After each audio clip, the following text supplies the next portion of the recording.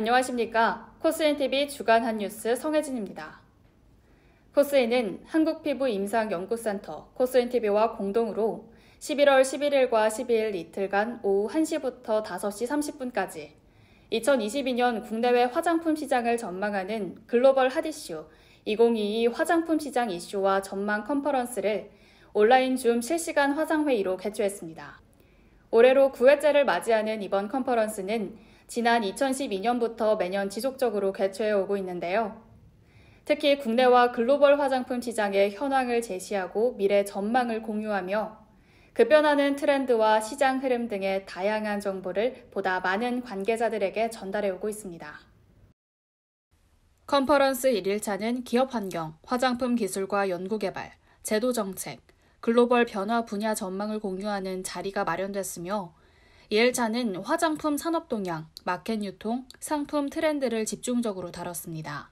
코스인 길기우 대표는 인사말을 통해 국내 화장품 수출만큼은 성장세를 유지해 K-뷰티의 유력이 아직도 글로벌 시장에서 경쟁력을 갖고 있는 가운데 변화하고 있는 글로벌 시장이 요구하는 가치, 그리고 소비자들의 지향점, 기후변화 대응과 친환경에 따른 규제와 정책을 살피고 이에 K-뷰티 특화 상품 발굴과 개발도 현실적인 과제로 당면했다고 밝혔습니다. 또한 길 대표는 오늘과 내일 이틀간 실시하는 컨퍼런스가 이 같은 우리의 당면 과제에 대한 물음과 해답을 찾는 여정이 되기를 기대한다고 밝혔습니다.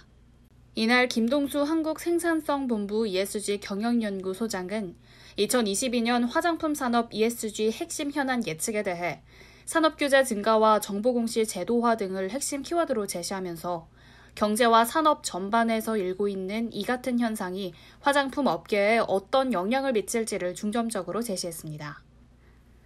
먼저 화장품 용기 부문인 매테리얼 이슈에 있어서는 지속가능한 포장재, 패키징, 기후변화 대응, 지속가능한 유통, 조달 이슈 부문이 상대적인 중요도가 높은 것으로 확인됐음을 현안으로 제시했습니다.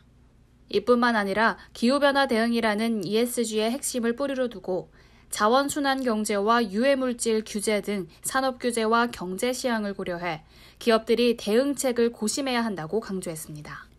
강학희 한국콜마 기술연구원장 겸 사장은 화장품 신기술 전망 방향에 대해 발표했습니다. 강 원장은 경쟁이 심화되고 있는 현 뷰티 시장에서 이른바 머스트비 성공 전략은 차별화와 재구 매력 확보에 있다고 핵심을 짚었습니다.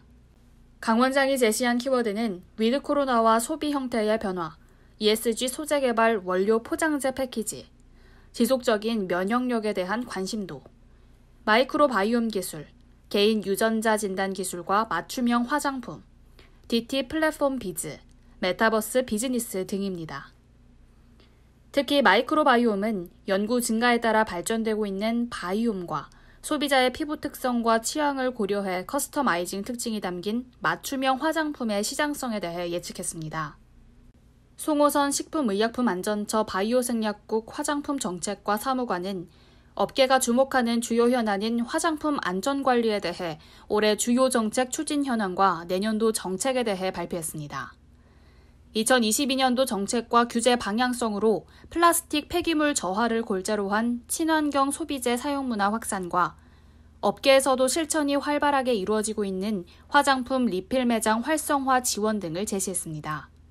송호선 사무관은 코로나 이후에 산업계에 활력을 불어넣을 수 있도록 노력하겠다. 아울러 보건당국은 제품의 유통이 안전히 이루어지는 데에도 감시를 소홀히 하지 않겠다며 결과적으로 모두가 체감하는 규제 환경 구축과 더불어 환경과 화장품 산업이 함께 건강하게 공존할 수 있는 데에 중점을 두겠다고 강조했습니다. 이정민 트렌드랩 506 대표는 소비 트렌드의 변화와 글로벌 뷰티 마켓을 주제로 발표했습니다. 이정민 대표는 세계적 트렌드인 지속 가능을 기반으로 한 트렌드로 글로벌 시장에서 성장하기 위한 K-뷰티 브랜드들이 갖춰야 할 핵심 역량을 글로벌 브랜드의 사례를 통해 파악해야 한다고 강조했습니다. 특히 이 대표는 현 뷰티 시장의 변화 속에서도 최대 타깃 소비층으로 공격적인 마케팅의 대상인 2030 MZ세대의 신문화를 면면히 살피며 이들의 라이프 스타일 패턴에 주목해 보다 민감하고 빠르게 제품 기획에 도입할 수 있는 점도 주시해야 한다고 제시했습니다.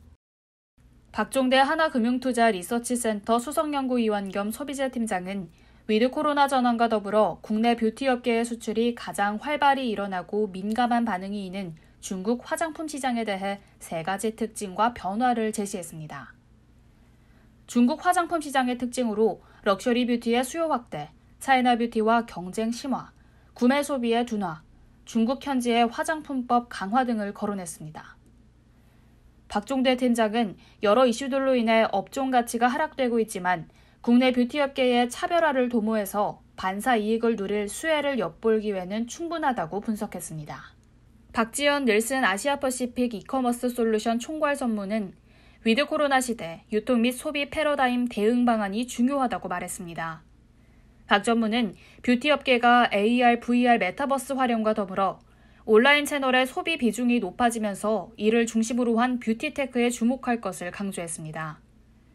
그는 채널과 고객의 소비 트렌드에 집중해 이에 관련 대응을 제대로 마련하는 것이 업계의 활황을 부르는 핵심 견인이 될 수 있다고 분석했습니다. 노석지 이넨스비 대표는 2022년 화장품 유통, 트렌드 변화와 상품 전략 분석을 통해 진단했습니다. 노 대표는 해당 시사점을 반영한 전략 개발도 중요하지만 가장 중요한 점은 바로 기존의 메가 트렌드가 쇠퇴하고 Z세대의 세분화와 초개인화 시대가 도래한 점, 그리고 글로벌 화장품 시장의 새로운 패러다임이 지속적으로 등장하고 있다는 것이라며 2022년에도 해당 흐름이 유지되면서 이와 연관된 시장 정보 분석이 중요하다고 강조했습니다. 업계가 가장 많은 질문을 던진 2022 화장품 상품 개발의 시사점에 대해서는 최대 주력 소비층인 Z세대를 고려한 소비자 분석, 건강한 웰니스 뷰티, 피부 안전이 친환경으로 이어지는 가치지향적 컨셔스 뷰티, 환경 변화에 따른 피부의 안전과 건강 등을 제시했습니다. 이상으로 코스인TV 주간 한 뉴스를 마칩니다. 시청해주신 구독자 여러분 고맙습니다.